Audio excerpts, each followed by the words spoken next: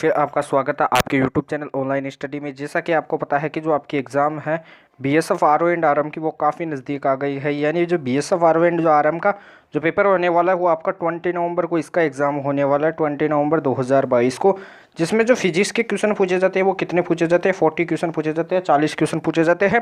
Chemistry के question 20 पूछे जाते हैं, मैथमेटिक्स के क्वेश्चन 20 पूछे जाते हैं और इंग्लिश और आपके जो जीके होते हैं उसके 20 क्वेश्चन पूछे जाते हैं। तो इसलिए आपको किसी भी क्वेश्चन को नहीं छोड़ने हैं। यानी आपको जो चैनल पे जो भी क्लास दिखाई जा रही है, जो भी क्लास ली जा रही है, वो सभी क्लासें लेनी है, रेगुलरिटी बनाए रखनी है। क्योंकि जो वीडियो में जो रेगुलरिटी होती है उसी से काम होता है, उसी से आपकी जो एग्ज़ाम होगी वो क्लियर होगी। क्योंकि जो हम क्वेश्चन कराते हैं वो आपकी एग्ज़ाम के लिए क्या होते हैं, सफिशिएंट होते हैं। ये एग्ज़ाम ओरिएंटेड जो क्वेश्चन करा रहा हूँ वो आपको ध्यान से देखना है। पीडीएफ में भी आपको मिल जाते हैं, इस तरीके से आंसर भी मिल जाते हैं, इसलिए आपको ध्यान से देखना है। वीडियो को एंड तक देखिए, वीडियो को बीच में छोड़कर नहीं जाए। वीडियो को एक बार लाइक कीजिए दबा के, वीडियो को एक बार शेयर कीजिए और कमेंट कीजिए। जोशीला जय हिंद का नारा कमेंट बॉक्स में टाइप कर दीजिए। चैनल को अभी तक सब्सक्राइब नहीं किया तो प्लीज़ चैनल को सब्सक्राइब कर लीजिए।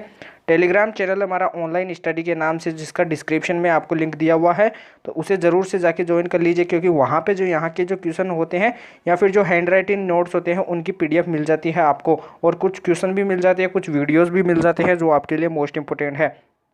तो अपन फर्स्ट क्वेश्चन पे चलते हैं बिना टाइम वेस्ट के। फर्स्ट क्वेश्चन क्या है, अपनी स्क्रीन पे दिखाई दे रहा है। एक प्रकाश वर्ष किसके बराबर होता है, ये आपको बताना है। जो एक प्रकाश वर्ष होता है, इससे एक और इम्पोर्टेंट सवाल आता है। जो दूरी होती है, दूरी का जो मात्रक होता है वो क्या होता है, या फिर दूरी में मापन में जो काम आता है वो क्या आता है, प्रकाश वर्ष भी काम में आता है। लेकिन जो प्रकाश वर्ष का जो मान होता है वो क्या होता है, ये आपको बता देता हूँ।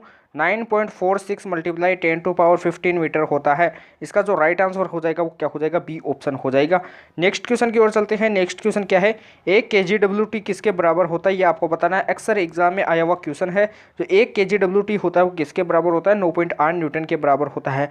जैसे आपको बता दूं, एग्जाम में ज़्यादातर आपसे क्वेश्चन क्या पूछे जाते हैं, जो आपका एग्जाम था वो उसमें द्रव्य से रिलेटेड, यानी जो रो होता है वो क्या होता है, रो बराबर, या फिर इसको आप ऐसे जानो, पी क्या होता है, प्रेशर होता है। प्रेशर बराबर क्या होता है, रो GH होता है। एग्जाम में पूछा जाएगा कि द्रव्य के बहाव में या फिर द्रव्य के गिरने में जो वेग, उसका जो दाब होता है या फिर जो किसी वस्तु का जो दाब होता है वो किस पर डिपेंड होता है। ऑप्शन में आपको ए ऑप्शन देगा आपको आयतन, बी ऑप्शन देगा आपको मास, सी ऑप्शन देगा आपको हाइट ऊंचाई, और डी ऑप्शन देगा आपको नन ऑफ दिस। और इसका जो प्रेशर होता है वो किस पे डिपेंड करता है, हाइट पे डिपेंड करता है। आपको यानी इनके अनुसार पता लगाना है कि जो प्रेशर का फॉर्मूला होता है वो क्या क्या हो सकते हैं। उसमें हाइट कौन सी में आती है, पी बराबर रो GH वाले में आती है। ऐसे आपको फॉर्मूले डायरेक्ट याद रखना है। आपके एग्जाम में अक्सर फॉर्मूले पूछे जाते हैं, जैसे U बराबर 1/2 CV² होता है। ये क्या होता है, संधारित्र में संचित ऊर्जा होती है। और एक क्या होता है, प्रेरकत्व के कारण संचित ऊर्जा 1/2 LI²। इससे इंपॉर्टेंट सवाल क्या होते हैं, न्यूमेरिकल बनने के चांस कौन से होते हैं, ज़्यादातर फर्स्ट वाले से चांस होते हैं न्यूमेरिकल। अर्थात इनके जो मात्रक होते हैं वो क्या होते हैं, जूल होते हैं, जो ऊर्जा के होते हैं। विमा भी आपसे पूछी जाती है तो M1 L2 T-2 होती है और मात्रक इनके जूल होते हैं। इनको आपको याद रखना है। और इनसे सवाल कैसे पूछे जाते हैं, बोला जाता है कि संधारित्र की वैल्यू दे रखी है 4 माइक्रोफेरेड दे रखी है, और जो विभव दे रखा है वो क्या दे रखा है, आपको विभव दे रखा है 5 वोल्ट दे रखा है, 5 वोल्टेज दे रखा है। तो आपको जो ऊर्जा बतानी है वो बतानी है। तो आपको सबसे पहले फेरेड, आप माइक्रोफेरेड मत मानो, यहाँ पे फेरेड ही मानो। तो 4 तो क्या दे रखी है, सी की वैल्यू तो 1/2 इंटू सी की वैल्यू क्या है 4 मल्टीप्लाई वी की वैल्यू क्या है 5 का 1/25, 2 4 जा क्या होता है, 2 2 जा 4 होता है, तो 50, यानी 50 क्या हो जाएगा, इसकी जो ऊर्जा हो जाएगी 50 जूल हो जाएगी। ऐसे इंपॉर्टेंट क्वेश्चन आपके एग्जाम में काफ़ी पूछे जाते हैं। 1/2 जो CV² होता है, इससे एक और बताता हूँ। 1/2 CV² होता है, इसके अनेक फॉर्मूले होते हैं। जैसे Q बराबर CV होता है, तो यहाँ से C की वैल्यू निकाल लीजिए, Q अपॉन में V निकाल लीजिए और यहाँ पे पुट कीजिए। तो C की वैल्यू क्या हो जाएगी, Q अपॉन में V मल्टीप्लाई V, तो V² से एक V चला जाएगा, तो 1/2 QV भी क्या होता है, U की वैल्यू होती है। ऐसे आपके 3 फॉर्मूले होते हैं। जैसे आपके पावर का जो फॉर्मूला होता है, पावर बराबर VI होता है, यहाँ से क्या होता है V² अपॉन में R होता है, और V बराबर क्या होता है IR से निकाल सकते हो आप तीनों फॉर्मूले को। तो इनको भी आपको याद रखना है। जो पावर होती है, जो एक प्रकार की जो शक्ति होती है वो क्या होती है, एक प्रकार की अदिश राशि होती है। क्या होती है, अदिश राशि। अदिश राशि और सदिश राशि से भी मोस्ट इंपोर्टेंट सवाल आपके एग्जाम में पूछे जाते हैं। अगला क्वेश्चन देखिए स्क्रीन पे क्या है, 3rd नंबर का क्वेश्चन। यदि कोई पिंड 10 सेकंड में क्या करता है, 0 से 27.5 मीटर पर सेकंड का वेग प्राप्त कर लेता है। टाइम की वैल्यू क्या दे रखी है, 10 सेकंड दे रखी है। कितनी, 10 सेकंड। इसमें क्या कर लेता है, 0 से क्या कर लेता है, जो वेलोसिटी प्राप्त कर लेता है V1 तो मान लेते हैं 0, और V2 मान लेते हैं अपन 27.5। अपने को V2 काम में लेना है, V1 से कोई मतलब नहीं है, ये 0 है। तो अगले 10 सेकंड का मतलब हो जाएगा, जो अगले 10 सेकंड होंगे तो पहले वाले 10 सेकंड और अब वाले 10 सेकंड कितने हो जाएंगे, टोटल टाइम कितना हो जाएगा, 20 सेकंड हो जाएगा। कितना हो जाएगा, 20 सेकंड। अपने को तय की गई दूरी बताना अपने को, यानी डिस्प्लेसमेंट बताना है। तो वेलोसिटी इज इक्वल टू क्या होता है, डिस्प्लेसमेंट अपॉन में क्या होता है, टाइम होता है। डिस्प्लेसमेंट बताना है तो इसको पक्षांतरण कर देंगे और यहाँ से क्या हो जाएगा, जो आपका जो डिस्प्लेसमेंट होता है अर्थात जो आपका विस्थापन होता है वो क्या होता है, वेलोसिटी मल्टीप्लाई टाइम होता है। वेलोसिटी की वैल्यू अपने को क्या लेनी है, 27.5, क्योंकि 0 का यहाँ पे कोई रोल नहीं है। मल्टीप्लाई टाइम की वैल्यू क्या आ गई, इनको 10 और 10 कितना हो जाएगा, 20 हो जाएगा। अब इसको पॉइंट हटाएंगे तो नीचे क्या आएगा, 10 आएगा, एक 0 से एक 0 चला जाएगा और इसको आपस में मल्टीप्लाई कराएंगे तो क्या आएगा, 5550। इसका राइट आंसर हो जाएगा 550 मीटर हो जाएगा। जो आपका कौन सा ऑप्शन दिखाई दे रहा है, आपका डी ऑप्शन दिखाई दे रहा है। इसका जो राइट आंसर हो जाएगा वो डी ऑप्शन हो जाएगा। आपकी जो एग्जाम में क्वेश्चन पूछे जाते हैं वेग समय से रिलेटेड, वो मैं आपको बताता हूँ। आपको एक ग्राफ से क्वेश्चन पूछा जाएगा कि वेग व टाइम के बीच में जो ग्राफ बनता है उसका स्लोप किसको डिनोट करता है, उसका जो स्लोप होता है वो एक्सेलरेशन को डिनोट करता है। इससे आपको एक क्वेश्चन बनता है, एग्जाम में डायरेक्ट पूछा जाएगा। आपको एग्जाम देने के बाद में पता चल जाएगा कि जो मैं क्वेश्चन बताता हूँ वही आपकी एग्जाम में आई है। जैसे डिस्प्लेसमेंट और टाइम के बीच में ग्राफ बनाते हैं तो उनका जो स्लोप होता है वो क्या बताता है, स्लोप का मतलब होता है उनका ढाल बताना, ढाल बताना है। तो इनका ढाल बताता है वो क्या बताता है, वेलोसिटी को बताता है। किसको बताता है, वेलोसिटी को बताता है। क्वेश्चन में आपको कभी कभी दिया हुआ होता है वेग की जगह आपको दिया हुआ होता है उसका अवमंदन, क्या दिया हुआ होता है, उसका अवमंदन एक्सेलरेशन की तरह जगह दिया होता है, उसका अवमंदन कितना है, 2 मीटर पर सेकंड स्क्वायर है। तो यहाँ से अवमंदन का मतलब क्या होता है, रिटार्डेशन होता है। जो एक्सेलरेशन होता है उसकी वैल्यू क्या होनी लेनी होती है, अपने को नेगेटिव लेनी होती है। तो 2 मीटर सेकंड स्क्वायर हो जाता है। आपकी एग्जाम में एक क्वेश्चन और आता है वेक्टर से, वो भी बता देता हूँ। यदि कोई दो सदिश है, इनके सदिशों के जो क्या होता है, इन सदिशों के योग का परिमाण और इन सदिशों के क्या हो जाएगा, अंतर का परिमाण क्या हो, बराबर हो, तो इनके मध्य जो एंगल होगा वो कितना होगा, 90 डिग्री होगा। ये आपके मैथ में भी पूछा जाता है और आपकी फिजिक्स में भी पूछा जाता है। मोस्ट इंपोर्टेंट मुझे लग रहा था इसलिए मैंने आपको बता दिया। अगले क्वेश्चन पे चलते हैं। 4 नंबर का क्वेश्चन आपकी स्क्रीन पे दिया हुआ है। ये आपके मोस्ट इंपोर्टेंट क्वेश्चन आता है। ये एनडीए, एयरफोर्स, नेवी, आईसीजी सभी में आया हुआ है, इसलिए बीएसएफ में भी आ सकता है। एक बंदूक का द्रव्यमान क्या दिया हुआ, सबसे पहले बंदूक के द्रव्यमान को अपन कैपिटल एम मानते हैं, वो दिया हुआ आपको 2 kg दिया हुआ है। और बंदूक का जो वेग होगा, पीछे का हटने का जो वेग होगा उसको अपन मानेंगे कैपिटल वी। तो कैपिटल वी की वैल्यू अपने को फाइंड करनी है। स्मॉल एम की वैल्यू अपने को क्या दे रखी है, 15 ग्राम दे रखी है। ग्राम को अपन केजी में बदलेंगे तो 15 के नीचे क्या लगा देंगे, 1000 का डिवाइड कर देंगे तो केजी हो जाएगा। स्मॉल वी की वैल्यू क्या दे रखी है, 100 मीटर पर सेकंड क्या दे रखी है, 100 मीटर पर सेकंड दे रखी है। तो यहाँ से अपने को क्या करना, सोल्व करना है। तो कैपिटल एम वी यानी इसका मोमेंटम, बंदूक का मोमेंटम इज इक्वल टू किसका हो जाएगा, गोली का मोमेंटम हो जाएगा। तो यहाँ से कैपिटल एम की वैल्यू तो क्या दे रही है, 2 kg, वी की नहीं दे रखी है, फाइंड करनी है। स्मॉल एम की वैल्यू क्या दे रही है, 15 अपॉन में 1000 और मल्टीप्लाई किससे हो जाएगा, 100 से हो जाएगा। 2 0 से 2 0 चला जाएगी, नीचे 10 बच जाएगा। तो 2v इज इक्वल टू क्या हो जाएगा, यहाँ से बताता हूँ, 2v यहाँ से 2 capital v is equal to 15 upon में क्या हो जाएगा, 10 हो जाएगा। अब इसको नीचे मल्टीप्लाई करेंगे तो v इज इक्वल टू क्या हो जाएगा, 15 अपॉन में क्या हो जाएगा, 20 हो जाएगा। इसको सोल्व करेंगे तो 5 3 15, 5 के 20 हो जाएगा। और इसको कट करेंगे तो ये किससे कट होगा, 0.75 से। पॉइंट लगाएंगे क्योंकि भाग नहीं जाएगा, और या फिर 0 मानेंगे तो 30 आएगा, 7 चौक 28, 2 बचेंगे, 2 की आगे 0 लगाएंगे तो 5 के 20 यानी 0.75 क्या आएगा, इसका जो वेलोसिटी आएगा वो आएगा पीछे हटने का। अब आपको बता दूं इसमें नेगेटिव क्यों नहीं मान रहे, क्योंकि नेगेटिव तब माना जाता तब आपको पीछे हटने का नहीं बोला जाता, आपको डायरेक्ट बोला जाता है बंदूक का वेलोसिटी क्या होगा। आपको पीछे हटने का वेलोसिटी पूछ रहा है, इसका मतलब पीछे हटेगा तो उसमें क्या होता है, नेगेटिव होता है। इसका राइट आंसर डी हो जाएगा। अगले क्वेश्चन की ओर चलते हैं। अगला क्वेश्चन क्या है, ये भी मोस्ट इंपोर्टेंट क्वेश्चन है। यहाँ से जो क्वेश्चन बनने के चांस होते हैं वो आपको मैं बताने जा रहा हूँ। एक धावक आर त्रिज्या के एक वर्त में पूरा चक्कर लगाता है, पूरे वर्त में चक्कर लगाता है तो उसका जो वेलोसिटी होता है, सॉरी उसका जो डिस्प्लेसमेंट होता है, उसका जो विस्थापन होता है वो क्या होता है, और उसका जो वेलोसिटी होता है वो क्या होता है। पूरे वर्त में क्या लगाता है, 40 सेकंड में पूरा चक्कर लगाता है, तो 2 मिनट 20 सेकंड के बाद इसका विस्थापन क्या होगा।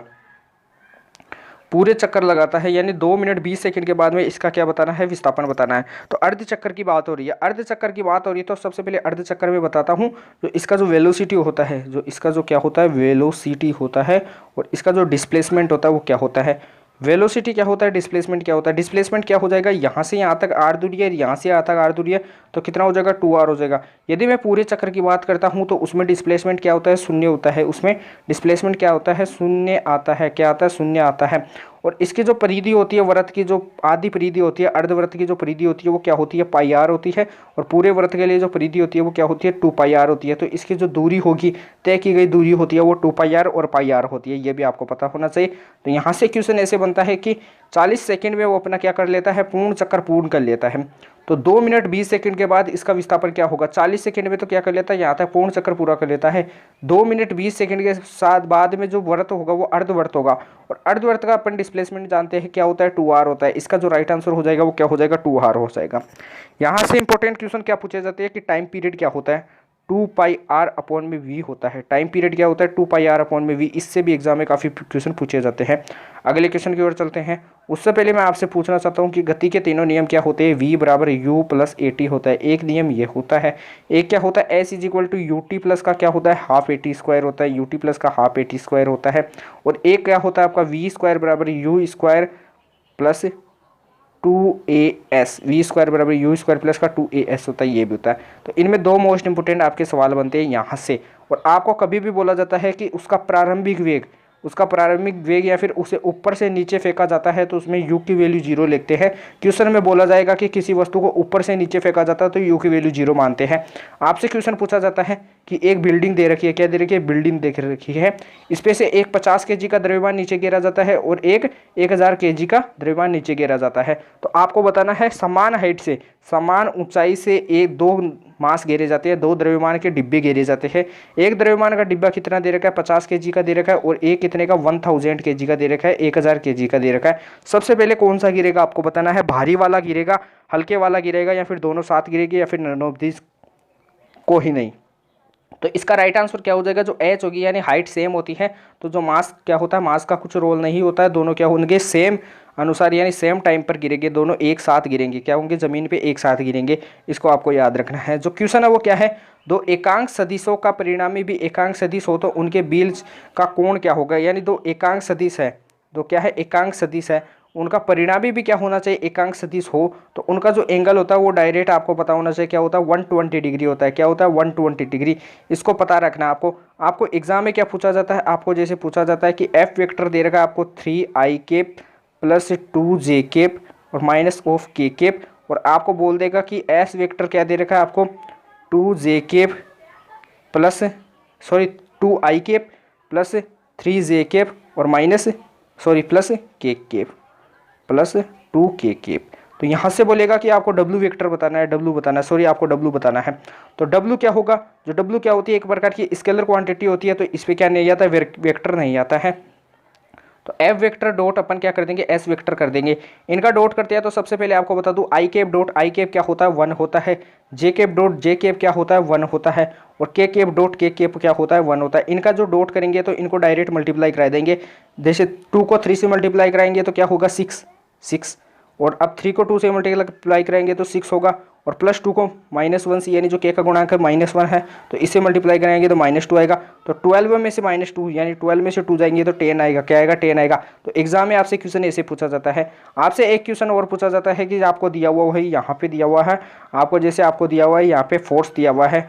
फोर्स की वैल्यू दे रखी है 3i केप प्लस का 2j केप माइनस का के केप। इसके अनुदिश क्या बताना है, एकांक सदिश बताना है। तो एकांक सदिश का जो फॉर्मूला होता है वो क्या होता है, N cap is equal to क्या होता है, एन वेक्टर अपॉन में क्या होता है, N of mod of N vector होता है। एन वेक्टर का मतलब होता है जो आपको ये दिया हुआ होता है आई केप में, और N mod of N vector का मतलब होता है इनका परिमाण। इनका परिमाण कैसे निकालते हैं, जैसे अंडररूट करेंगे तो आई का गुणा क्या है 3 का स्क्वायर 9 प्लस जे का गुणा क्या है 2 का स्क्वायर 4 प्लस के का गुणा क्या है -1 का स्क्वायर 1। तो यहाँ से क्या हो जाएगा, √14 हो जाएगा। क्या हो जाएगा, √14। और वेक्टर की वैल्यू क्या दे रखी है 3i केप प्लस का 2j केप माइनस का के केप। इसमें बस √14 का क्या करना है, डिवाइड करना है। तो ये क्वेश्चन सोल्व हो जाएगा। अगले क्वेश्चन की ओर चलते हैं। 7 नंबर का जो क्वेश्चन है वो आपकी स्क्रीन पे दिखाई दे रहा है। दो प्रतिरोध क्या है, समांतर क्रम में जुड़े हैं यदि उनका तुल्य प्रतिरोध यानी जो R इक्विवेलेंट दे रखा है वो क्या दे रखा है, 1.2 ओम दे रखा है। क्या दे रखा है, 1.2 ओम। यदि एक तार टूट जाता है प्रभावी प्रतिरोध क्या माना जाता है, उसका 2 ओम माना जाता है। यानी R1 माना जाता है 2 ओम माना जाता है। और आपको पूछ रहा है कि जो टूटे तार का प्रतिरोध होगा यानी जो R2 होगा वो आपको बताना है। तो आपको सबसे पहले मैं बताता हूँ, इनको नोट कीजिए कि जो समांतर क्रम होता है उसमें जो प्रतिरोध होता है वो क्या होता है 1/R equivalent is equal to 1/R1 plus 1/R2 होता है। तो यहाँ से 1/R इक्विवेलेंट की वैल्यू क्या दे रखी है 1.2 ओम और 1/R1 की वैल्यू क्या दे रखी है 1/2 यानी 2 दे रखी है प्लस 1/R2 ऐसे कैसे। तो यहाँ से क्या करेंगे, इसको सोल्व करेंगे, पॉइंट हटाएंगे, ऊपर 0 चला जाएगा तो 10/12 हो जाएगा। तो यहाँ से 1/R2 इज इक्वल टू क्या हो जाएगा 10/12 माइनस 1/2 हो जाएगा। और अब इससे आगे सोल्व करते हैं तो नीचे क्या आएगा, लघुत्तम कितना आएगा आपका 12 आएगा। तो 10 माइनस का क्या हो जाएगा 10, 2 की अपन टेबल बोलेंगे तो 6/20 आता है तो क्या हो जाएगा 6। तो यहाँ पे क्या हो जाएगा 6 हो जाएगा। तो 4/12 हो जाएगा, क्या हो जाएगा 1/R इक्विवेलेंट हो जाएगा। 4 3 जे क्या होता है 12 होता है। तो R इक्विवेलेंट की वैल्यू क्या हो जाएगी 3 ओम हो जाएगी। तो आपका कौन सा ऑप्शन दिखाई दे रहा है, आपका डी ऑप्शन दिखाई दे रहा है। D option will be the right answer of question number 7। Next question, now question अपनी स्क्रीन पे दिखाई दे रहा है। नाउ क्वेश्चन, अगला क्वेश्चन क्या है अपनी स्क्रीन पे, इससे मोस्ट इंपोर्टेंट क्वेश्चन पूछे जाते हैं। तो मेरा टारगेटिव क्वेश्चन वाले जो फॉर्मूले है वो आपको बताना है इस वीडियो में। जो भी क्वेश्चन में जो फॉर्मूले पूछे जाते हैं उनसे कैसे क्वेश्चन बनते हैं, जैसे मोमेंटम और इनमें जो संबंध होता है वो क्या होता है 2m/E होता है। आपको बता दिया काफी बार, जो E होती है वो काइनेटिक एनर्जी होती है। संबंध कैसे पूछा जाता है, आपको बोला जाएगा कभी कि पहले मास को क्या कर दिया जाता है 4 गुना कर दिया जाता है, बाद में मास को क्या कर दिया जाता है 9 गुना कर दिया जाता है। क्या कर दिया जाता है 9 गुना कर दिया जाता है, यहाँ पे गुना लिख लेना 9 गुना। और काइनेटिक एनर्जी क्या दे रखी है आपको, सेम दे रखी होती है, काइनेटिक एनर्जी सेम दे रखी है। तो उसके संवेगों का अनुपात यानी जो m1 दे रखा है ये m2 दे रखा है, तो उसके जो संवेग होंगे मोमेंटम का जो रेशियो होगा वो क्या होगा, सबसे पहले जो मोमेंटम होगा वो किसके समानुपाती होगा √m के समानुपाती होगा। तो √m1/√m2 हो जाएगा। √m1 की वैल्यू क्या दे रखी है रूट में 4 और नीचे क्या हो जाएगा रूट में 9 हो जाएगा। तो 4 का रूट क्या होता है 2 होता है। तो P1 में जो P2 होगा 4/√9। तो 4 का रूट क्या होता है 2 होता है, 9 का क्या होता है 3 होता है। तो रेशियो क्या हो जाएगा 2/3 हो जाएगा। लेकिन यहाँ पे क्वेश्चन अलग अपना, तो P1 में P2 यानी जो P1 हो जाएगा वो क्या हो जाएगा आपका 2m1E(k)(1) हो जाएगा। और अपॉन में क्या हो जाएगा P2 इज इक्वल टू क्या हो जाएगा √2m2E(k)(2) हो जाएगा। तो जो P1 में P2 होगा, जो P1 में P2 होगा वो क्या होगा √2 मल्टीप्लाई m1 की वैल्यू क्या दे रखी है 4 दे रखी है, मल्टीप्लाई ऑफ E(k)(1) की वैल्यू 9 दे रखी है। और नीचे क्या हो जाएगा √2m2 की वैल्यू क्या दे रखी है 9 दे रखी है और E(k)(2) की वैल्यू क्या दे रखी है 4 दे रखी है। दोनों सेम है तो कट जाएंगे, 1:1 क्या हो जाएगा, इसका राइट आंसर हो जाएगा। जो आपका कौन सा ऑप्शन दिखाई दे रहा, आपका बी ऑप्शन दिखाई दे रहा है। B option will be the right answer of question number 8। तो इसको आप ऐसे सोल्व कर सकते हो। एग्जाम में आपसे जो क्वेश्चन घुमा के पूछे जाएंगे वो रेशियो वाले क्वेश्चन पूछे जाएंगे, आपको न्यूमेरिकल नहीं पूछे जाएंगे, इसलिए आपको घबराना नहीं है। अगले क्वेश्चन पे चलते हैं। जो 9 नंबर का जो क्वेश्चन है वो आपकी स्क्रीन पे दिखाई दे रहा है। जो 9 नंबर का जो क्वेश्चन है, अर्धचालकों का प्रतिरोध उन पर प्रकाश के पड़ने से क्या होता है। सबसे पहले जो लाइट होती है वो निर्वात में भी गमन कर सकती है। आपको बता दूं जो प्रकाश होता है सूर्य का प्रकाश वो निर्वात में क्या होता है, उसकी जो चाल होती है वो मैक्सिमम होती है। आपसे क्वेश्चन में एग्जाम में पूछा जाता है। यदि प्रकाश जो होता है इसकी जो वेलोसिटी होती है वो क्या होती है 3 × 10⁸ मीटर पर सेकंड होती है। अर्धचालकों का प्रतिरोध उन पर प्रकाश के पड़ने से क्या हो जाता है, घट जाता है, बढ़ जाता है, या फिर अपरिवर्तित रहता है, या फिर नन ऑफ दिस क्या हो जाएगा। इसका जो राइट आंसर हो जाएगा वो क्या हो जाएगा, जो अर्धचालक होते हैं उन पर जो प्रकाश पड़ता है तो उनका जो प्रतिरोध होता है रेजिस्टेंस वो क्या हो जाता है, घट जाता है। राइट आंसर ए हो जाएगा। अगले क्वेश्चन की ओर चलते हैं। उससे पहले आपको बताता हूं कि जो ओम्स लॉ होता है वो क्या होता है, V = IR होता है। R होता है इसका मात्रक क्या होता है, ओम होता है, इसे बोलते हैं रेजिस्टेंस। I होता है अपना करंट होता है, V क्या होता है अपनी वोल्टेज होती है। तो V = IR होता है। एग्जाम में क्वेश्चन पूछे जाते हैं, कैसे पूछे जाते हैं कि आपको वोल्टेज दे रखी होगी, वोल्टेज दे रखी है आपको 5 वोल्टेज दे रखी है और I की वैल्यू क्या दे रखी है आपको 2 एम्पियर दे रखी है। तो आपको रेजिस्टेंस पूछा जाता है, तो रेजिस्टेंस यहाँ से कितना हो जाएगा 2.5 ओम हो जाएगा। कितना हो जाएगा 2.5 ओम। तो अब से जो एग्जाम में जैसे जैसे क्वेश्चन से पूछे जाते हैं वो मैं आपको बताते जा रहा हूँ। एक जो टाइम पीरियड का जो फॉर्मूला होता है इससे मोस्ट इंपॉर्टेंट एग्जाम में क्वेश्चन पूछे जाते हैं, जो मैंने आपको काफ़ी क्वेश्चन करा दिए हैं। तो इन क्वेश्चन को आपको नोट करना है। जो फॉर्मूले बता रहा हूँ, जो स्मॉल जी होता है इसकी वैल्यू क्या होती है 9.8 मीटर पर सेकंड स्क्वायर होती है, या फिर इसे 10 भी अप्रोक्स 10 भी माना जाता है। तो इसको आपको नोट करना है, इन दोनों को आपको नोट करना है। और यहाँ से आपको एक और चीज़ बताने जा रहा हूँ, जो 1/4πε होता है, 1/4πε जिसे अपन के मानते हैं, उसकी जो वैल्यू होती है वो होती है 9 × 10⁹ इससे भी एग्जाम में काफ़ी फॉर्मूले पूछे जाते हैं, काफ़ी क्वेश्चन पूछे जाते हैं। तो आपको इसको भी याद रखना है। जो भी एग्जाम में क्वेश्चन पूछे जाते हैं वो आपको मैं स्क्रीन पे बताते चल रहा हूँ। अगला क्वेश्चन क्या है, जब बंदूक से गोली छोड़ी जाती है तब यांत्रिक ऊर्जा का रूपांतरण यांत्रिक ऊर्जा में होता है। बी ऑप्शन क्या है, यांत्रिक ऊर्जा संरक्षित रहती है। सी ऑप्शन क्या है, दोनों। डी ऑप्शन क्या है, अयांत्रिक ऊर्जा का रूपांतरण यांत्रिक ऊर्जा में होता है। आपको बता दूं इसका जो राइट आंसर हो जाएगा वो क्या हो जाएगा, ऑप्शन नंबर डी। जो अयांत्रिक ऊर्जा होती है उसका रूपांतरण किस में होता है, यांत्रिक ऊर्जा में होता है, जब बंदूक क्या होती है, बंदूक से एक गोली छोड़ी जाती है। अब मेरे दिमाग में एक क्वेश्चन और आ रहा है जो आपके एग्जाम की दृष्टि से मोस्ट इंपोर्टेंट है। एग्जाम में देख लेना वो कैसे ना कैसे पूछा ही जाएगा। जैसे आपकी क्या होती है, ये सरफेस यानी पृथ्वी की सरफेस होती है। इस पर मैंने काफ़ी बार बताया कि ये आपकी एक्सिस होती है, ये क्या होती है, आपकी वाई एक्सिस होती है। इससे कैसे भी क्वेश्चन पूछे जा सकते हैं। ए आपसे क्वेश्चन पूछा जाएगा जीडेस बराबर जी माइनस क्या होता है, omega square R cos square lambda होता है। तो आपसे पूछा जाएगा कि जो पोल होता है, जो पोल होता है इस पे जो थीटा की वैल्यू होती है यानी जो लेमडा की वैल्यू होती है वो क्या होती है, 90 डिग्री होती है। कितनी होती है, 90 डिग्री। तो यहाँ से आपसे पूछा जाएगा कि तो पोल पे गुरुत्वीय त्वरण का मान होगा, क्या होगा, नो चेंज होगा। क्या होगा, नो चेंज। ये क्वेश्चन आपको मोस्ट इंपोर्टेंट लगा देना है। आपसे पूछा जाएगा कि इसे एक्स एक्स पे क्या होता है, आपका इक्वेटर होता है, वाई एक्सिस पे क्या होता है, आपका पोल होता है। तो इक्वेटर पे क्या होता है, जो जी होता है यानी भार होता है उसकी वैल्यू कम होती है। पोल पे भार की वैल्यू ज़्यादा होती है, जी की वैल्यू ज़्यादा होती है तो भार की वैल्यू भी ज़्यादा होती है। यहाँ पे जी की वैल्यू कम होती है तो भार की वैल्यू कम होती है। और आपसे क्वेश्चन घुमा के कैसे पूछा जाता है, यदि अपने को 1 किलो शक्कर खरीदनी है, यदि अपने को 1 केजी नहीं, 1 केजी नहीं, यदि अपने को अधिक शक्कर खरीदनी है, यदि अपने को अधिक शक्कर खरीदनी है तो अपन कहाँ पर खरीदेंगे। ऑप्शन ए आता है आपका पोल, बी आता है आपका इक्वेटर, सी आता है आपका दोनों और डी आता है आपका नन ऑफ दिस। तो आपको बताना है कि अधिक शक्कर खरीदने का मतलब है कि आपका भार क्या हो जाता है, ज़्यादा हो जाता है। और ज़्यादा भार किस पे होता है ये आपको बताने जा रहा हूँ मैं। इक्वेटर पर होता है या फिर पोल पे होता है, पोल पे होता है ज़्यादा भार, तो पोल पे जाएंगे अपन यदि अधिक शक्कर खरीदेंगे तो। यदि अपने को क्या करना है, शक्कर को क्या करना है, शक्कर को बेचने में अपन को अधिक मुनाफा करना है तो अपन कहाँ पे जाएंगे, इक्वेटर पे। क्योंकि इक्वेटर जो होती है वहाँ पे क्या होता है, बाहर का मान क्या होता है, कम होता है। और बाहर का मान कम होता है तो यहाँ पे क्या हो जाएगी, 1 किलो शक्कर क्या हो जाएगी, थोड़े से में क्या हो जाएगी, 1 किलो शक्कर हो जाएगी। तो यहाँ से क्या होता है, सॉरी ये मैंने आपको गलत बता दिया। जो अधिक शक्कर खरीदनी होगी तो अपन इक्वेटर पे जाएंगे, और अपने को यदि शक्कर में अधिक मुनाफा करना है तो अपन पोल पे जाएंगे। कैसे जाएंगे मैं बताता हूँ आपको। देखिए यदि इक्वेटर पे है यानी इक्वेटर पे भार की वैल्यू कम है, तो भार की वैल्यू कम है तो 1 किलो करने में क्या हो जाएगा, 2 किलो बन जाएगा, 1 किलो का 2 किलो बन जाएगा इक्वेटर पे। और पोल होता है उस पर क्या होता है, भार की वैल्यू क्या होती है, ज़्यादा होती है। तो इसलिए 1 किलो का किस में आधा किलो ही हो जाएगा, 1 किलो का आधा किलो हो जाएगा, इसलिए अपने को मुनाफा मिलता है। तो आपको दोनों क्वेश्चन याद रखने हैं। नेक्स्ट क्वेश्चन की ओर चलते हैं। सरफेस टेंशन और ताप में रिलेशन क्या होता है। यदि ताप को बढ़ाएंगे तो सरफेस टेंशन क्या होता है, कम होता है, ये भी आपको पता होना चाहिए। और शांता होता है, शांता, और शांता को बढ़ाते हैं तो टेम्परेचर का मान क्या होता है, या फिर ये आपको बताना है, कमेंट करके बताना है। तेल स्नेक को वह पेंट का जो सरफेस टेंशन यानी पृष्ठ तनाव का मान होता है वो क्या होता है, आपको बताना है। बढ़ता है, घटता है, नो चेंज, या फिर नन ऑफ दिस क्या होता है ये आपको बताता हूँ। जो तेल स्नेक व पेंट होते हैं इनका जो सरफेस टेंशन यानी जो सरफ पृष्ठ तनाव होता है वो क्या होता है, घटता है, डिक्रीजिंग होता है। राइट आंसर बी हो जाएगा। आपको कुछ क्वेश्चन और बताता हूँ। जैसे सरफेस टेंशन के कारण क्या होता है, जो वर्षा की बूंद होती है इसका आकार क्या होता है, गोल होता है। ये एग्जाम में काफ़ी बार पूछा जाने वाला क्वेश्चन है। और एक क्वेश्चन पूछा जाता है कि दाढ़ी कराने के बाद में जो ब्रुश होता है, दाढ़ी के करने का जो ब्रुश होता है, दाढ़ी करने का, शेविंग करने का, वो ब्रुश को यदि ब्रुश के बालों को यदि पानी में डुबोया जाता है तो वो सिकुड़ जाते हैं, चिपक जाते हैं, और बाहर निकालते ही वो क्या हो जाते हैं, यानी अलग अलग हो जाती है। तो इनका जो कारण होता है वो भी क्या होता है, सरफेस टेंशन होता है। ये भी आपको इंपॉर्टेंट लगा लेना है।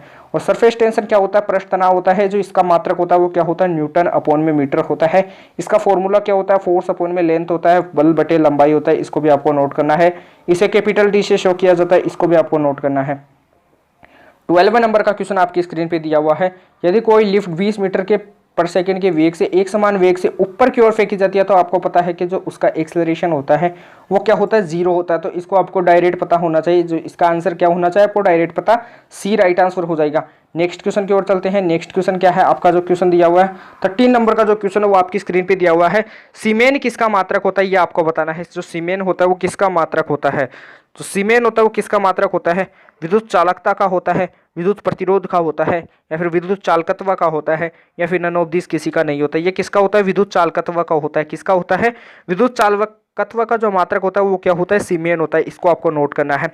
जो एक प्रकार की आपको बताता हूँ कि जो दिष्टकरण होता है, जो दिष्टकारी होता है, जो दिष्ट कार्य होता है उसका कार्य क्या होता है? जो दिष्ट कार्य होता है उसका कार्य होता है कि वह एसी को किस में बदलता है? डीसी में बदलता है। किस में बदलता है? एसी को डीसी में बदलता है। इसको नोट करना है। ट्रांसफॉर्मर का जो कार्य होता है वो क्या होता है? इसको भी आपको नोट करना है। एग्जाम में आया हुआ क्वेश्चन है। ट्रांसफॉर्मर का जो कार्य होता है, एसी वोल्टेज को ये क्या करता है? अप या फिर डाउन करता है, यानी उच्च ज़्यादा व कम करता है। लेंज का जो नियम देता है वो क्या देता है? प्रेरित धारा की दिशा देता है। इसको भी आपको नोट करना है। जो जो क्वेश्चन बताते जा रहा हूँ उनको नोट करना है। जो मैंने अभी क्वेश्चन बताया वो क्या बताया? लेंज का नियम क्या देता है? प्रेरित धारा की दिशा देता है। इसको क्या करना है? आपको नोट करना है। कमेंट बॉक्स में एक बार इसको टाइप कर दीजिए। एक क्वेश्चन और आपको बताने जा रहा हूँ, जो आपका क्वेश्चन आपकी एग्जाम में काफी बार पूछा जाता है कि जो डीसी करंट होता है, डायरेक्ट करंट होता है, इसकी जो फ्रीक्वेंसी होती है वो क्या होती है? 0 होती है। तो और इसका जो प्रतिकार, जो इसका प्रतिरोध होता है वो क्या होता है? अनंत होता है। ये आपकी एग्जाम में काफी बार पूछा जाता है। नेक्स्ट क्वेश्चन की ओर चलते हैं। 14 नंबर का जो क्वेश्चन है वो आपकी स्क्रीन पे दिया हुआ है। उससे पहले अपन कुछ पीडीएफ के बारे में बात करते हैं।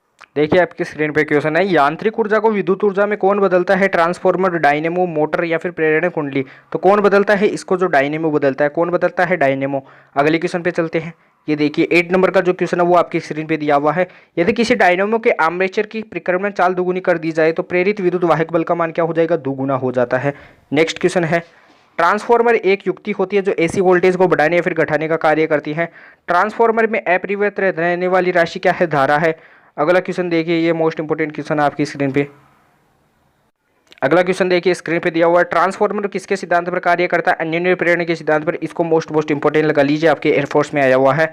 अगला जो क्वेश्चन है 15 नंबर का, इसको आपसे सोल्व करना है। ये भी आपके एग्जाम में आया हुआ है। प्रत्यावर्ती धारा परिपथ में शक्ति वे होती है किसके? केवल प्रतिरोध में क्या होता है? शक्ति वे होता है। और जो आपका संधारित्र होता है, आपका प्रेरकत्व होता है, इसमें प्रतिरोध में जो क्या होता है? शक्ति वे नहीं होता है। अगला देखिए, चौकुंडली वाला इतना इंपोर्टेंट नहीं है। जो 18 नंबर का जो क्वेश्चन है वो मोस्ट इंपोर्टेंट है। शून्य होता है चौकुंडली का शक्ति गुणांक। और आपको बताने जा रहा हूँ जो शक्ति गुणांक होता है वो क्या होता है। सबसे पहले जो cos फाई होता है उसके इक्वल क्या होता है? आर अपॉन में जेड होता है। क्या होता है? आर अपॉन में जेड होता है। आप आर क्या होता है? रेजिस्टेंस होता है। जेड क्या होता है? आपकी प्रतिबाधा होती है। इसको आपको नोट करना है। ये मोस्ट इंपोर्टेंट क्वेश्चन है। इनमें जो क्वेश्चन मोस्ट इंपोर्टेंट है वो आपका 21वां क्वेश्चन है, जिसमें एक्सएल बराबर क्या होता है? एक्स सी होता है। और इनसे जो फ्रीक्वेंसी निकलती है वो क्या निकलती है? 1/2π√LC निकलती है। इनसे क्वेश्चन काफी मोस्ट इंपोर्टेंट पूछा जाता है। 21 को मोस्ट इंपोर्टेंट लगा लीजिए, आपकी एग्जाम में डायरेक्ट छपेगा। और 22वां जो क्वेश्चन है ये भी आपके एग्जाम में डायरेक्ट छपने के इसके सब क्या है?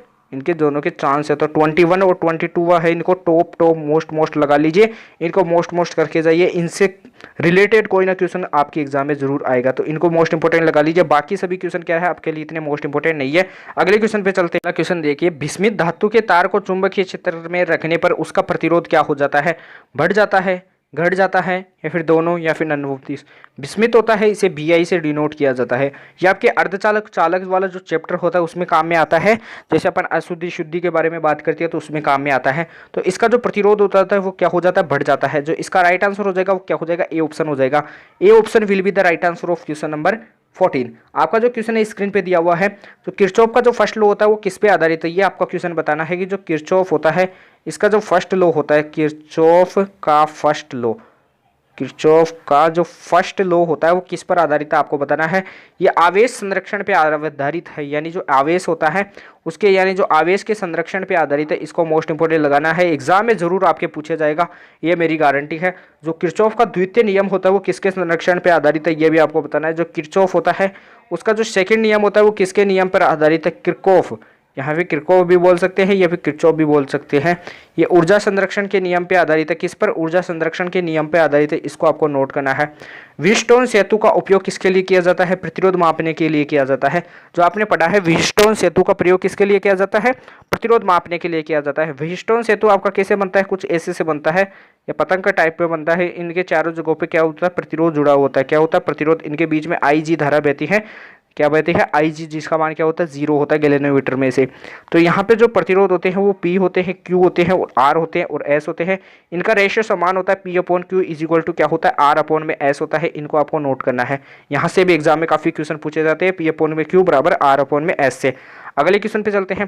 15 नंबर का क्वेश्चन आपकी स्क्रीन पे दिया हुआ है। निम्न में से एक प्रकार की जो अदिश राशि है वो क्या है? विद्युत धारा है, धारा घनत्व है, अनुगमन वेग है या फिर सभी अनुगमन वेग होता है उसे वीडी से शो किया जाता है। किससे शो किया जाता है? वीडी से शो किया जाता है। अनुगमन वेग का मतलब होता है कि जो क्या होती है, धातु होती है, इसमें जो इलेक्ट्रॉन होते हैं वो क्या होती है, जिगजैग मोशन में गति करते हैं, तो आपस में टकरा कर क्या कर देते हैं, जब तक इनमें करंट यानी इनको धारा नहीं दी जाती है तब तक ये क्या करते हैं, ये अन्य दिशाओं में गति करते हैं और अपने वेलोसिटी को क्या कर देते हैं, डिक्रीज यानी जीरो कर देते हैं और धारा नहीं बहती। जब इनमें धारा बहती है तो ये क्या होते हैं, एकांतर क्रम में बहने लग जाते हैं, एक दिशा में बहते हैं, एक दिशा में इलेक्ट्रॉन गति करने लग जाते हैं। और ये जो गति करते हैं कौन से वेलोसिटी से करते हैं, ये अनुगमन वेग से करते हैं, जिसे अपन क्या कहते हैं, अनुगमन वेग, जिसे वीडी से शो किया जाता है। किससे किया जाता है? वीडी से शो किया जाता है। तो इसको भी आपको नोट करना है। जो एक प्रकार की जो अदिश राशि है, स्केलर क्वांटिटी है, वो कौन सी है, आपकी विद्युत धारा है। क्या है? विद्युत धारा है। तो इसका जो राइट आंसर हो जाएगा वो क्या हो जाएगा, ए ऑप्शन हो जाएगा। विद्युत धारा क्या होती है? एक प्रकार की अदिश राशि होती है, स्केलर क्वांटिटी, इसमें दिशा का ज्ञान नहीं होता। कैसे नहीं होती है? अदिश राशि कैसे होती है? क्योंकि ये सदिश योग के नियम का पालन करती है। क्या होती है? सदिश योग के नियम का पालन करती है। सदिश योग के नियम का जो पालन करता है वो क्या होता है, एक प्रकार का विद्युत धारा है। क्या है? विद्युत धारा है। इसको भी आपको क्या करना है, नोट करना है। और आपको कुछ क्वेश्चन बताने जा रहा हूँ, जो फ्लूइड्स वाला जो चैप्टर था उसमें आपको रिलेटेड थे, तो रो घनत्व वाले चैप्टर से रिलेटेड। जैसे आपको बोला जाता है कि दो घनत्व दे रखी है, रो1 और रो2, दो पदार्थ है, जैसे द्रवित पदार्थ है, दो, उनका घनत्व रो1 व रो2 है। यदि उनके आयतन क्या दे रखे हैं, आपको समान दे रखे हैं, और यदि उनके क्या दे रखे हैं, आपको मास क्या दे रखे हैं, समान दे रखे हैं, आयतन आपको समान दे रखे होते हैं, तो उनका जो घनत्व होता है वो क्या होता है, रो1 प्लस का रो2 अपॉन में 2 होता है। द्रव्यमान समान दे रखे होते हैं तो उनका घनत्व क्या होता है, 2 रो1 रो2 अपॉन में क्या होता है, रो1 प्लस का रो2 होता है। क्या होता है? 2 रो1 रो2 अपॉन में रो1 प्लस का रो2 होता है। इसको भी आपको नोट करना है। अगले क्वेश्चन की ओर चलते हैं। 16 नंबर का क्वेश्चन आपकी स्क्रीन पे दिया हुआ है। 64 समान रूप से बराबर बूंदी, यानी जो एन की वैल्यू क्या दे रखी है, 64 दे रखी है, और इसकी क्षमता क्या दे रखी है, आपको कैपिटल सी दे रखी है। कैपिटल सी आपके संधारित्र में क्या होता है, और जो संधारित्र की जो संचित ऊर्जा होती है, जो सी डेज, जो बड़ी बूंद के लिए जो संधारित्र की क्षमता होगी, वो सी डेज इक्वल टू क्या होती है, एन की पावर 1/3, और क्या होती है, सी होती है, स्मॉल सी होती है। तो सी डेज इज इक्वल टू 64 की पावर क्या हो जाएगी, 1/3 मल्टीप्लाई सी की वैल्यू ऐसे कैसे सी, तो सी डेज इज इक्वल टू 64 का जो 1/3 करेंगे तो क्या हो जाएगा, 4 की पावर 3, और 3 से 3 चला जाएगा तो 4c हो जाएगा। क्या हो जाएगा, 4c। तो बड़े बूंद की जो क्षमता हो जाएगी वो क्या हो जाएगी, 4c हो जाएगी, 4 गुनी हो जाएगी। आपकी एग्जाम में जो डायरेक्ट क्वेश्चन पूछे जाने वाला है वो इंपॉर्टेंट है। इनमें 3 क्वेश्चन पूछे जाते हैं, लेकिन 2 मोस्ट इंपॉर्टेंट है। एक तो विभव से पूछा जाता है और एक आपकी इससे पूछा जाता है, सी वाले यानी संधारित्र से पूछा जाता है। विभव वाले में संबंध क्या होता है ये भी मैं आपको बता देता हूँ। जो वीडेस होता है वो क्या होता है, एन की पावर 2/3 मल्टीप्लाई क्या होता है, वी होता है। इससे भी मोस्ट इंपॉर्टेंट क्वेश्चन पूछे जाते हैं। 70 नंबर का जो क्वेश्चन है वो आपकी स्क्रीन पे दिया हुआ है। इससे बताना है जो आवेश है उसकी वैल्यू आपको दे रखी है, तो कितने इलेक्ट्रॉन चालक से हटाए जा सकते हैं। तो Q बराबर क्या होता है, आपका फॉर्मूला होता है NE होता है। तो N इज इक्वल टू क्या हो जाएगा, Q अपॉन में क्या हो जाएगा, E हो जाएगा। Q की वैल्यू दे रखी है 9.6 इंटू 10 टू पावर क्या दे रखी है, 26 दे रखी है, और नीचे E की वैल्यू क्या दे रखी है, 1.6 इंटू 10 टू पावर क्या होती है, -19 होती है। तो इसको क्या करेंगे, पॉइंट से पॉइंट हटा देंगे, और 16 छिके क्या होता है, 96 होता है, 6 हो जाएगा। 6 मल्टीप्लाई ये -10 -19 ऊपर जाके जुड़ जाएगा तो कितना हो जाएगा, 10 टू पावर 45 हो जाएगा। तो 10 टू पावर 45 आएगा इसका आंसर, 6 इंटू 10 टू पावर 45। तो इसका जो राइट आंसर हो जाएगा वो क्या हो जाएगा, ई ऑप्शन हो जाएगा। अगले क्वेश्चन पे चलते हैं। तो आपका ये लास्ट एंड फाइनल क्वेश्चन था। इसके लिए मैं आपको कुछ और मोस्ट इंपोर्टेंट आपके लिए क्वेश्चन लेके आया हूँ जो आपकी स्क्रीन पे दिए हुए हैं, उनको आपको देखना है। आपके एग्जाम में एक संधारित्र वाले चैप्टर से क्वेश्चन पूछा जाता है, इसको आपको डायरेक्ट देखना है क्योंकि एग्जाम में काफ़ी पूछा जा सकता है। जैसे क्या होता है, आपका ऐसे चित्र दिया हुआ होता है, क्या होता है, आपका ऐसे चित्र दिया हुआ होता है। ये आपको एक सेकंड में आपके लिए चित्र बना रहा हूँ। जो आपका चित्र होता है वो ऐसे आपके लिए दिया हुआ होता है, ऐसे आपका चित्र दिया हुआ होता है। इनके बीच में जो दूरी होती है वो क्या होती है, स्मॉल डी होती है। तो आपको बताना है कि इस चित्र में जो संचित यानी जो क्या होंगे माध्यम, ये P और Q है, इनके मध्य जो कितने संधारित्रों का निर्माण हो सकता है ये आपको बताना है। ए ऑप्शन आपको हो सकता है 2 epsilon not 2a epsilon not upon में D होगा। बी ऑप्शन है आपका 3a एप्सिलॉन नॉट अपॉन में D होगा, और फोर्थ ऑप्शन सी ऑप्शन है आपका ए एप्सिलॉन नॉट अपॉन में स्मॉल डी होगा। आपको बताना है, मैं बताता हूँ कैसे। जैसे ये क्या दिया हुआ, P वाला तार दिया हुआ, ये क्या है, चित्र पहले वाला P वाला है और दूसरे वाला Q वाला है, Q वाला बीच में आ रहा है। तो अपन को क्या करना है, जो 2 सिरे लेने हैं, P वाला सिरा और Q वाला सिरा, इनके इन दोनों सिरों से अपन को एक संधारित्र बना रहा है। तो P वाला सिरा और Q वाला सिरा इनसे एक बन जाएगा, और ये भी P वाला है और ये भी Q वाला है तो इनसे एक बन जाएगा, और नीचे वाला P वाला है और नीचे वाला Q वाला तो एक इनसे बन जाएगा, यानी एक इनके बीच में बन जाएगा और एक इनके बीच में बन जाएगा और एक ऊपर वाले के बीच में बन जाएगा। तो कितने बन जाएंगे, 3a एप्सिलॉन नॉट D बन जाएगा, यानी 3 संधारित्र बन जाएंगे। तो इसका राइट आंसर बी ऑप्शन हो जाएगा। एग्जाम में एक क्वेश्चन ऐसे आता है, जैसे आपकी एग्जाम में मैं इसको चित्र को कुछ ऐसे बना रहा हूँ, चित्र को ऐसे बना रहा हूँ, यहाँ से इसको थोड़ा कैसे बनाए, थोड़ा इसको जैसे आपको बता दूं, मैं ऐसे डायरेक्ट ही बता देता हूं। यदि आपको यहाँ से क्या करना है, ऐसे करना है, आपको क्या करना है, यानी जो इन दोनों के बीच में यानी विपरीत के बीच में बनाना है।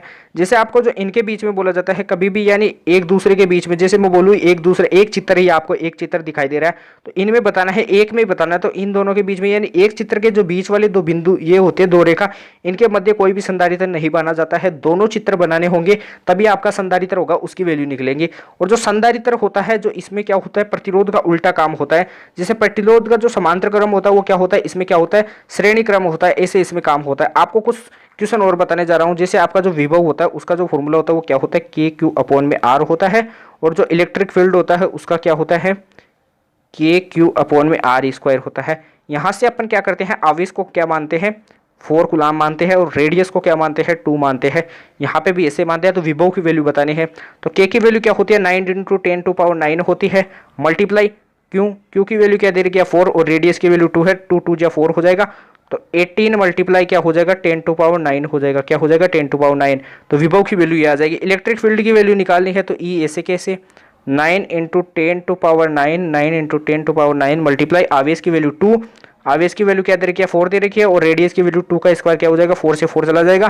जो इलेक्ट्रिक फील्ड की वैल्यू क्या आएगी, 9 × 10⁻9 आएगी। जो एग्जाम में क्वेश्चन पूछे जाते हैं यहाँ से पूछे जाते हैं। और आपका एग्जाम में एक और क्वेश्चन पूछा जाता है, ई एक्सियल होती है, जो ई एक्सिस होती है वो क्या होती है, 2 × ई निरक्ष होती है। क्या होती है, 2 × ई निरक्ष होती है। इनसे भी रेशियो आपके एग्जाम में काफी पूछा जाता है। ई अक्ष अपॉन में ई निरक्ष का जो रेशियो होता है वो क्या होता है, ये भी आपको बताना है। कमेंट बॉक्स में आपको टाइप करके बताना है, जो ई निरक्ष अपॉन में ई अक्ष होता है उसका जो रेशियो होता है वो क्या होता है। आपका जो आवेश से रिलेटेड एक फॉर्मूला होता है, एफ इज इक्वल टू क्या होता है, क्यू ई। इससे भी एग्जाम में काफी क्वेश्चन पूछे जाते हैं। एक मैं पूछता हूँ कि जो साउंड वेव होती है, अपसर्व्य तरंगे, जो अपसर्व्य तरंगे होती है, इनको अपन साउंड वेव भी कहते हैं। तो इनको आपको, ये मोस्ट इंपोर्टेंट आपके क्वेश्चन पे स्क्रीन पे जो क्वेश्चन दिखाई दे रहा है वो लिख रहा हूँ। जो आपका अपसर्व्य तरंगे होती है, जो आपकी क्या होती है, अपश्रव्य तरंगे होती है, इन्हें अपन क्या कहते हैं, ध्वनि तरंगे भी कहते हैं। ये आपकी मीडियम में यानी ये निर्वात में गति नहीं कर सकती है, ये आपको पता होना चाहिए। निर्वात में गति कौन नहीं कर सकती, अपसर्व्य तरंगे। सोनार में कौन सी तरंगे प्रयुक्त होती है, पराश्रव्य तरंगे होती है, इसको भी नोट करना है। तो आज के सेशन की एंडिंग अपन यही करते हैं। तो अपन कल मिलते हैं ऐसे बेहतरीन सेशन के साथ। तब तक के लिए जय हिंद, जय भारत। चैनल को अभी तक सब्सक्राइब नहीं किया तो प्लीज़ चैनल को सब्सक्राइब कर लीजिए, वीडियो को लाइक कीजिए, वीडियो को एंड तक देखना है, बीच में छोड़कर नहीं जाना है। बेल आइकन प्रेस कर लीजिए, और टेलीग्राम चैनल हमारा ऑनलाइन स्टडी के नाम से, उसे जरूर ज्वाइन कीजिए, क्योंकि वहाँ पे जो यहाँ की पीडीएफ होती है आपको मिल जाती है। डिस्क्रिप्शन में आपको लिंक दिया हुआ है टेलीग्राम चैनल का, उसे जरूर से जाके ज्वाइन कीजिए। अपन कल मिलते हैं ऐसे नए बेहतरीन सेशन के साथ। तब तक के लिए जय हिंद।